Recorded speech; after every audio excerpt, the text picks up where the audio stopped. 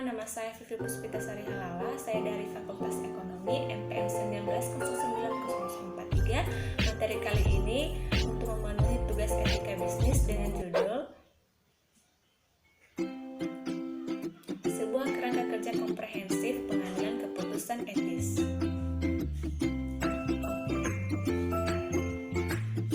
Nah, apa saja yang materi yang kita pelajari dari materi tersebut?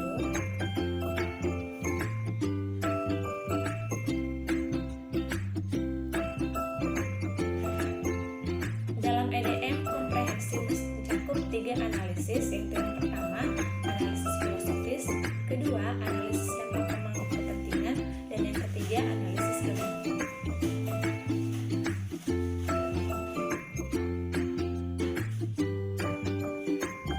Pendekatan terbaik EDM akan bergantung pada sifat dari tindakan yang diusulkan atau dilema etika pemangku kepentingan yang terlibat.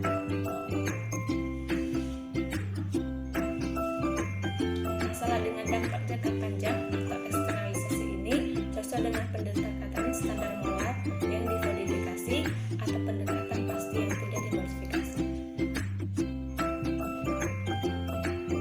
Masalah signifikan bagi masyarakat daripada bagi perusahaan kemungkinan akan lebih cocok jika analisis menggunakan pendekatan filosofis. Pendekatan EDM apapun yang digunakan, pembuat keputusan harus mempertimbangkan semua isu mendasar.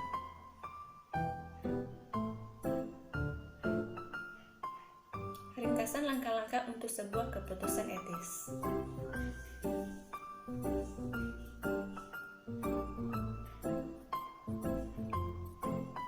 Pendekatan dan isu-isu yang telah dijelaskan sebelumnya dapat digunakan secara terpisah atau dalam kombinasi gabungan.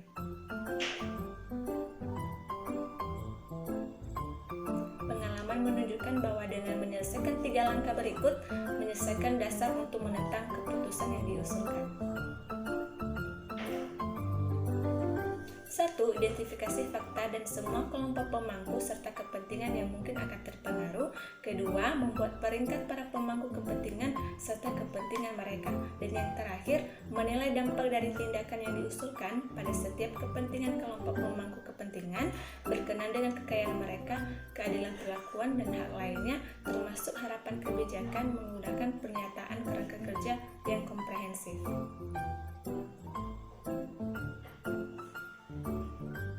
Nah, untuk langkah-langkah menuju sebuah keputusan yang etis dapat dilihat dari tayangan slide berikut.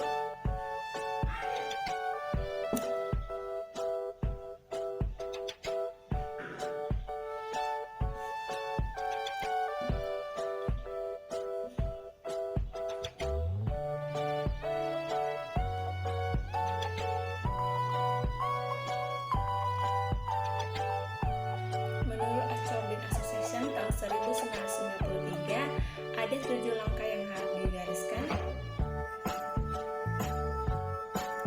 1. Tentukan fakta apa, siapa, di mana, kapan, dan bagaimana. Kedua, menentukan isu etis. Ketiga, mengidentifikasi prinsip utama, aturan, dan nilai-nilai. Yang keempat, tentukan alternatif. Yang kelima, bandingkan nilai-nilai dan alternatif dengan cara melihat apakah muncul keputusan yang jelas. Keenam, melihat konsekuensi. Dan yang ketujuh, membuat keputusan yang tepat.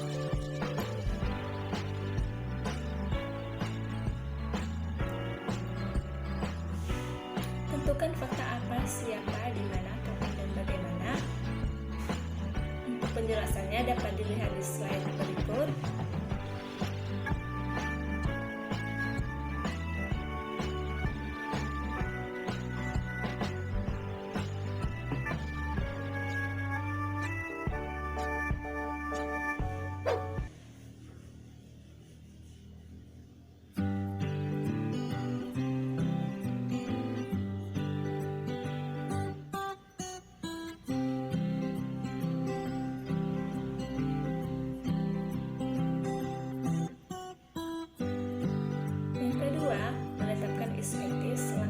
Terdiri dari 2 komponen.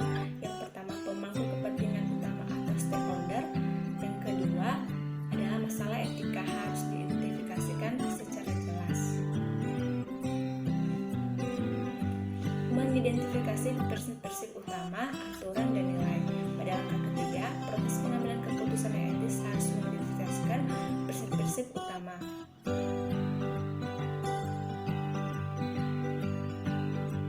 Menentukan alternatif. Langkah selanjutnya dalam proses pengambilan keputusan yang etis adalah membandingkan dan mempertimbangkan alternatif-alternatif, membuat suatu spektrum mental yang masing-masing pemegang kepentingan yang telah diidentifikasikan. Sebuah elemen yang penting dalam evaluasi ini mempertimbangkan cara mengurangi, minimalisasikan, dan mengganti konsekuensi yang ada. Bandingkan nilai-nilai dan alternatif serta melihat apakah muncul keputusan yang etis. Bagaimana cara memutuskan? Kapan teori menunjukkan alternatif yang berbeda? Ada situasi di mana prinsip-prinsip etis yang berbeda akan merekomendasikan alternatif tersebut. Menentukan konsekuensi.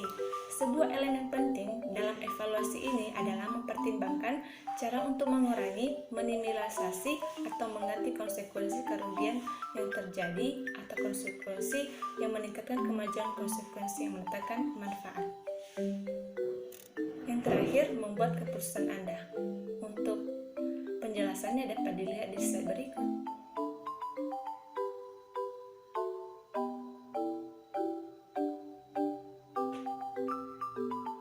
Baik, sekian untuk presentasi materi dari saya. Saya ucapkan terima kasih.